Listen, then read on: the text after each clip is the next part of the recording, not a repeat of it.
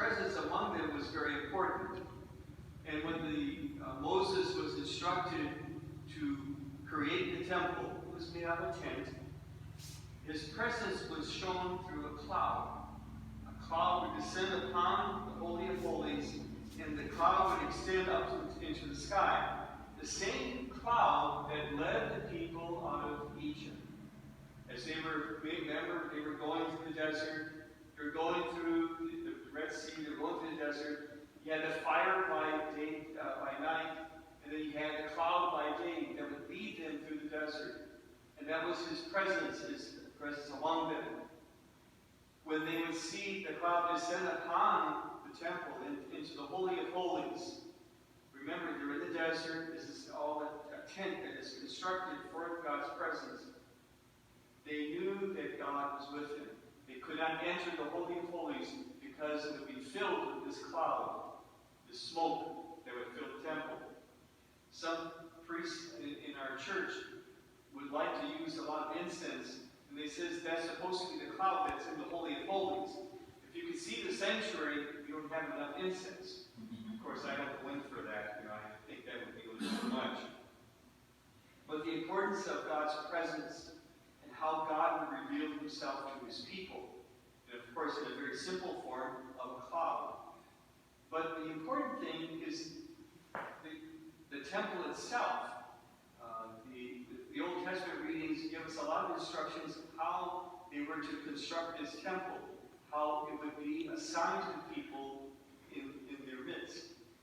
And it was also, you might say, a prefiguring of what God would do in the future, what would take place. And it leads up to Mary, the Mother of God. You have the most perfect temple, the one who would carry God within her, the all-powerful. Remember, when the cloud descended upon the Holy of Holies, no one could enter that. And here, God is entering into this woman, Mary, the Mother of God. She is set aside. She's very special from the beginning as she enters the Holy of Holies. The early Christians thought it was important to acknowledge the fact that she is a temple. She is a tabernacle that would hold God within her. It was to confirm the fact that God Almighty would descend upon her and enter into her. The titles that are given to her is the spaciousness container. There was such a thing as a spaciousness container that would hold the all-powerful, the Almighty within her.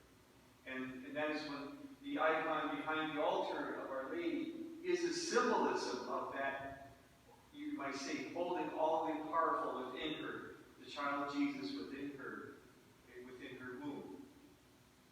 The important thing is that God comes in a very visible sign to his people. He sets aside Mary, the Mother of God. She's in the temple. Already there's something unique, very special about her. And she becomes a new symbol because she brings to earth God. She brings to earth Jesus Christ. And it's through her faithfulness to God, through her accepting the mission to be the Mother of God, that she's able to make presence God to us in Jesus Christ. She gives him his body, literally. She gives him his body. She shares her body with him. He becomes united to mankind.